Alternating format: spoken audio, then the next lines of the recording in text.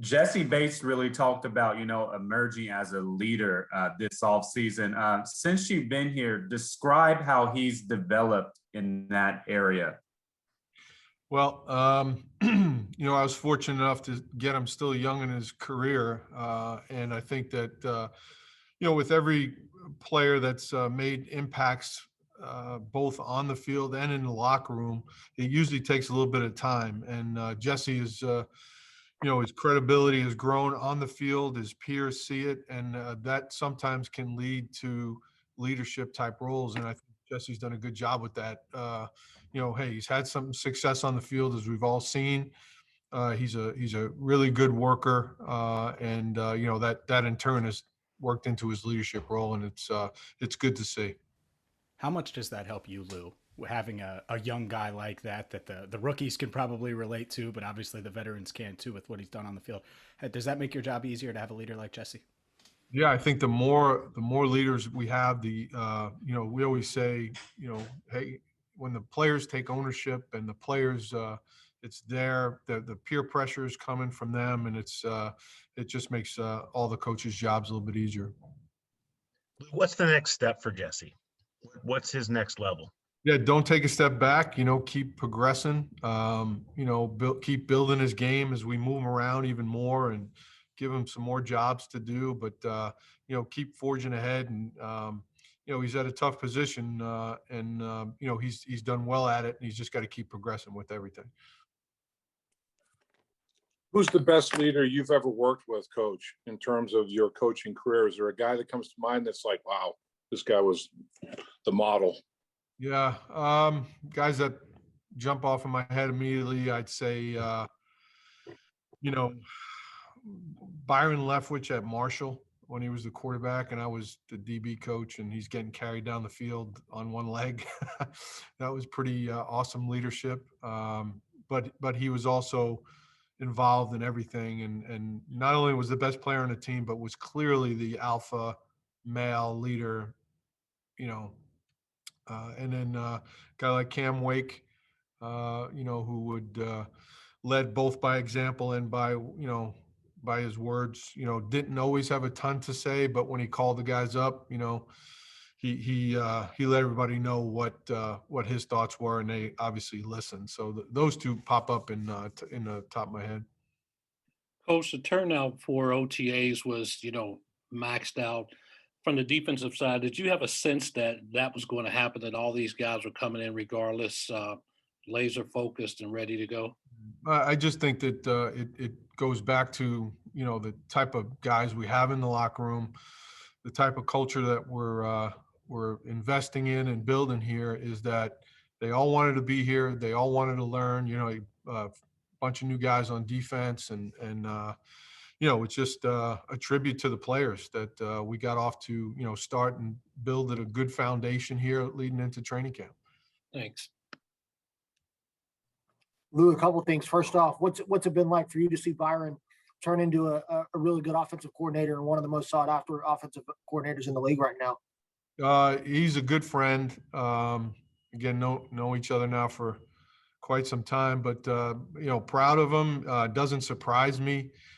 He's always been that way in terms of when Tuesday mornings or whenever it was, Mondays, I don't remember in the off day back in college, I think it was Mondays, but he would be in the office just as long as we were as coaches. And he didn't graduated on time or early, so he had plenty of time to get in there and do football. And he would come into the defensive room and ask questions. So it really doesn't surprise me that he's gotten into coaching and having the success that he's having.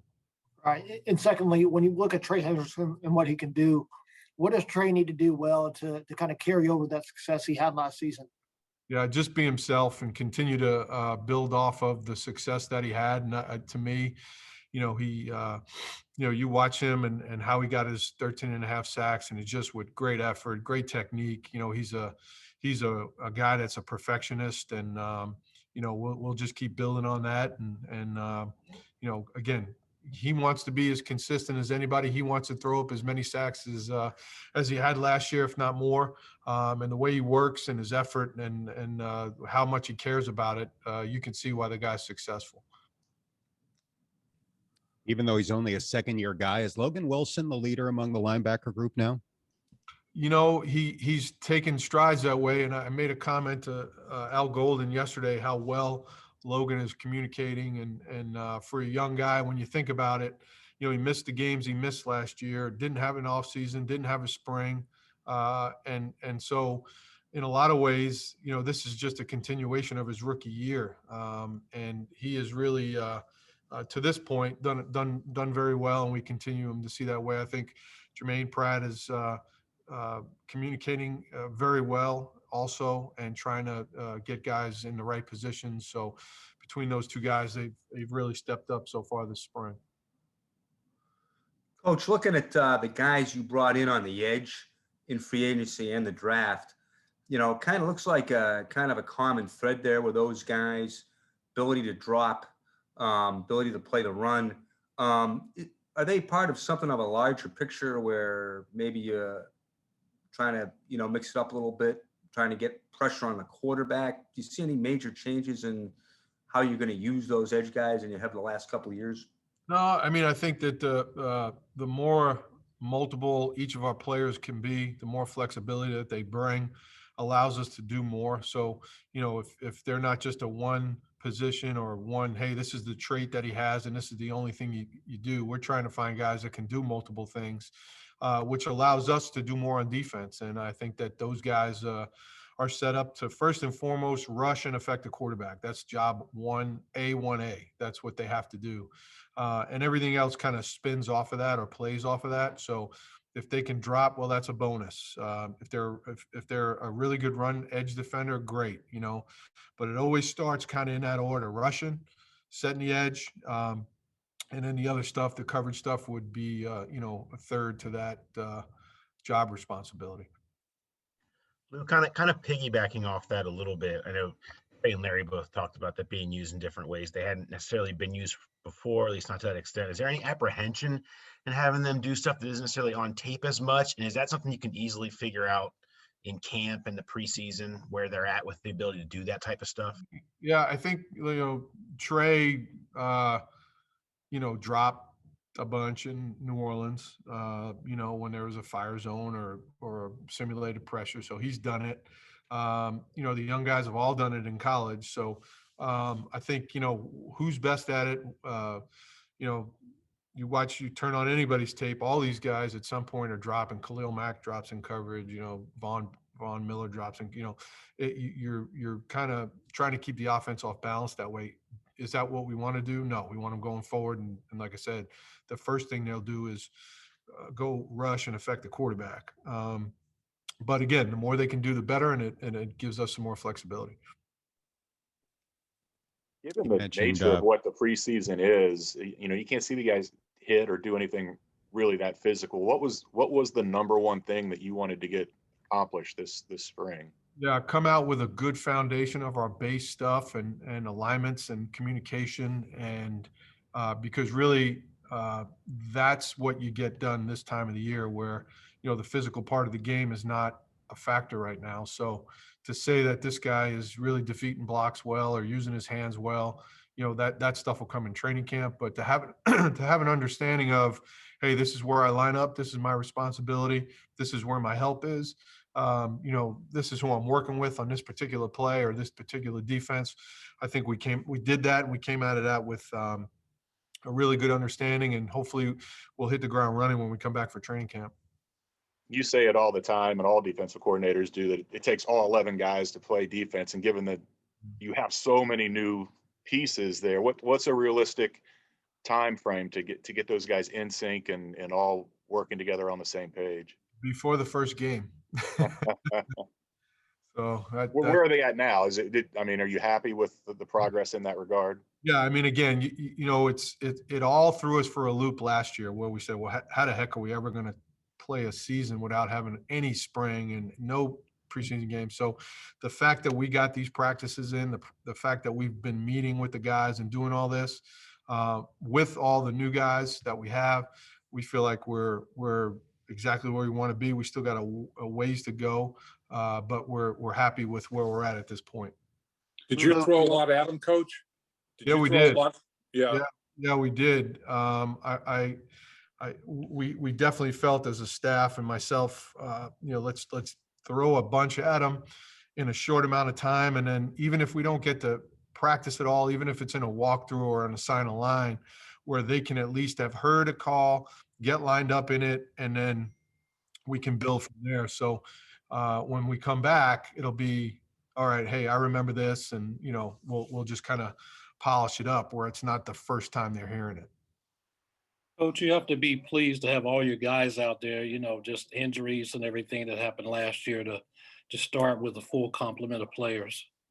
Oh yeah, 100%. It's great to see all of the guys out there and they're healthy and they're in great shape. And again, part of it is that they're back with us and our strength guys. Joey Bose does a great job, and so with the rest of his staff. But the fact that they're in there working with him and are feeling good about things, it just makes our lives easier. Thanks.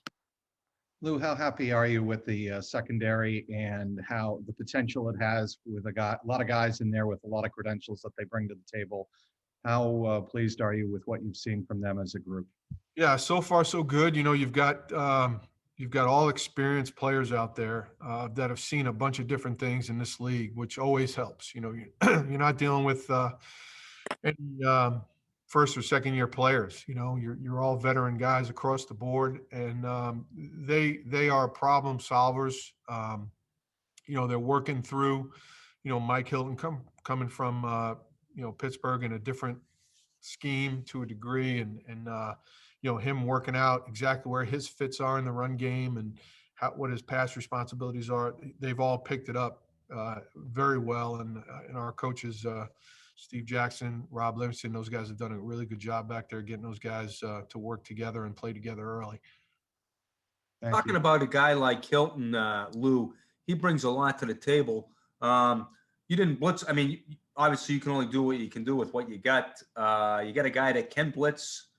It's something that you haven't done a lot of. Do you kind of tailor what he does to what you do and try to get a mix of that, or you? Yeah, sure. Yeah. Mike has proven that he's one of the better blitzing nickels in the league. So we will, build on that. And, we've called that a bunch in the past and we'll continue to do so. 2 minutes. But you mentioned Miller and Mack. Great defenses often have a guy like that makes the game-changing play when the game is on the line. Do you feel like you have somebody like that, or is it more of a group effort where different guys are going to have to make those type of plays in order for this team to win big?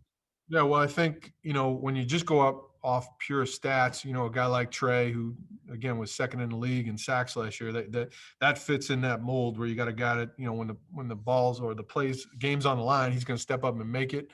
And I feel like, we'll have other guys that have made similar plays like that throughout their careers. Again, the back end guys, Trey Waynes and Von Bell and obviously Jessie, all those guys have done it. Logan Wilson, get him with, as I said, a full spring, a full training camp, a full season. Does he become one of those guys? And then the guys up front, inside. All those guys that have been disruptors in the past, we're counting on those guys to do good things as well. The Larry Okunjobis of the world that have, produced big plays in the past, and DJ, and we'll see where the young guys come about. One last question. Speaking of Trey Waynes, what are your expectations for him this season? Just to, he hasn't played football in a long time. And any corner, we just want him to be consistent. We want him to be the same guy every day. We want him to be the same guy every time we play a game, know exactly what you're going to get. A guy that's going to not give up big plays. He's going to contest throws, play smart, all those things, tackle on the edge, just be a consistent, good football player, and the rest will come. If you go, I've always told the guys, if you go chasing plays, you're going to give up more than you make. So you want to just be consistent with your techniques, and if we get that from Trey, we'll be fine.